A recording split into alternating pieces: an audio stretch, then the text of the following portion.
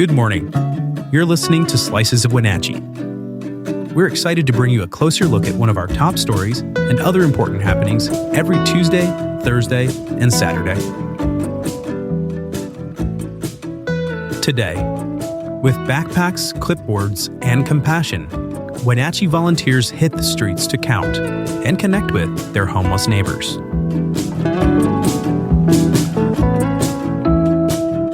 Before we continue, have you joined Neighbor yet? If not, download the app today and join local conversations about issues that matter. Neighbor is a site just for our local community focused on facts, not misinformation. Best of all, it's free for everyone. To learn more, visit wenatcheeworld.com/NABUR. Now, let's jump in. The annual point-in-time count brought volunteers into the early morning cold of Wenatchee last Thursday, walking sidewalks, parks, and trails to get a clearer picture of homelessness in the region. This year, the effort was based at the Salvation Army in South Wenatchee, a new headquarters for the local survey teams that help Chelan County fulfill federal and state requirements to track homelessness. The information collected through the count helps determine funding eligibility for housing support and services. It's a once-a-year moment that shapes how much help the region can receive and who gets seen by the system. Volunteer teams canvassed areas from Malaga to Columbia Station and along stretches of the Apple Capital Recreation Loop Trail, equipped with backpacks full of resources and surveys.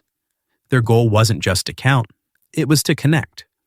One group spoke with Andrew Moore, who was watching over his belongings by the George Seller Bridge. Originally from Wenatchee, Moore shared that addiction and legal trouble had contributed to his current situation. He hopes to reconnect with his children and continue working toward recovery. He also reflected on the dangers of life outdoors, saying many of his friends, people who felt like family, had died on the streets. The outreach was more than a formality. Volunteers offered basic necessities, shared resource guides, and in many cases, simply listened. Encounters like these build trust and bring visibility to those who are often overlooked. Chelan County Homeless Program Supervisor Madison Calloway described the count as a snapshot, not a full picture of homelessness in the area. She noted that fewer people came to be surveyed at this year's location compared to past years, when the count was based at Lighthouse Christian Ministries Soup Kitchen. The Soup Kitchen, previously seen as a vital hub for services and meals, had its permit revoked in 2025 and is now in legal dispute with the city. Without that central point of contact, more people may have gone unseen this year. That closure has placed more strain on groups like the Wenatchee Rescue Mission and Serve Wenatchee, which now shoulder much of the burden for food support and emergency shelter. While last year's count tallied 104 unsheltered individuals, the full 2026 numbers are still being compiled and are expected by the end of February. Volunteers noticed a drop in participation, especially among those who chose not to engage directly with surveyors.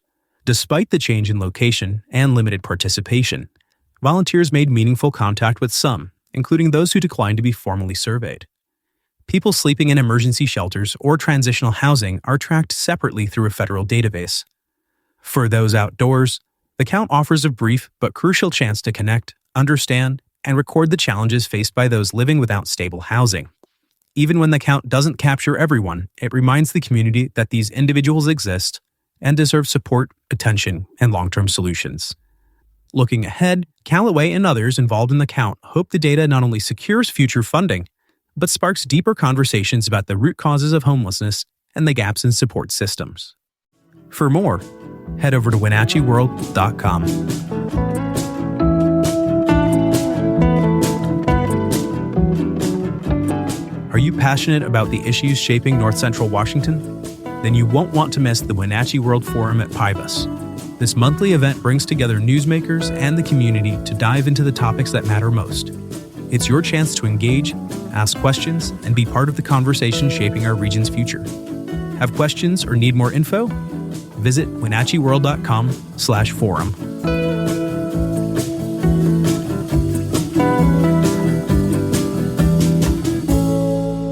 Now, a few other stories you should know about. In Wenatchee, students led hundreds in a citywide protest against U.S. Immigration and Customs Enforcement as part of a national shutdown effort. Many walked out from local high schools, marching to Memorial Park with signs and chants. The action was fueled by recent ICE activity and fears about growing deportation efforts under the new presidential term. For students like Alora Martinez and Gwen Costello, it was personal. Some had seen friends and family detained. Though a handful of counter-protesters appeared, the day remained largely peaceful, ending with speeches, shared legislation info, and plans for nonviolent direct action training. Badger Mountain Ski Hill is in financial trouble after a snowless season left it without funds to cover insurance and utility bills. Operated by volunteers from the Waterville Lions Club, the hill hasn't opened once this winter. Organizers say they're out of money and can't plan a fundraiser in time. If the hill loses its liability insurance, it might not be able to regain it.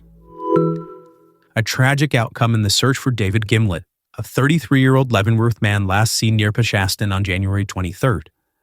Chelan County authorities confirmed Thursday that his body was found in Peshastin Creek by a volunteer search and rescue team. Gimlet had left the area on foot and wasn't traceable by cell phone, prompting an extensive search using helicopters, drones, and ground crews. Chelan County residents impacted by the December floods are now eligible for emergency unemployment assistance.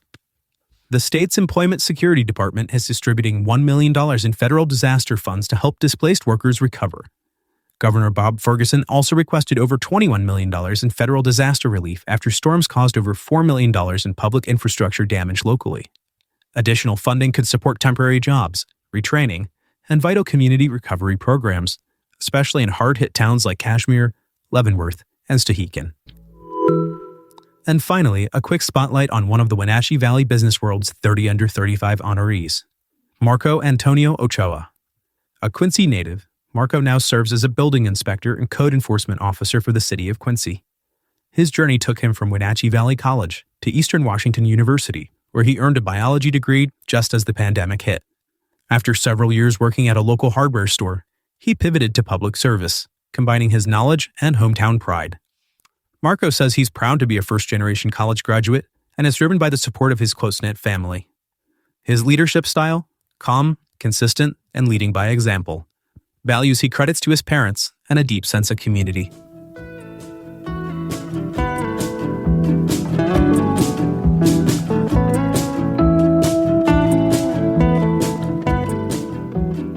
Thanks for listening. For more information on all the stories you heard today, visit us at WenatcheeWorld.com. The Wenatchee World has been engaging, informing, and inspiring North Central Washington communities since 1905. We encourage you to subscribe today to keep your heart and mind connected to what matters most in North Central Washington. Thanks for starting your morning with us, and don't forget to subscribe to Slices of Wenatchee wherever you listen to podcasts.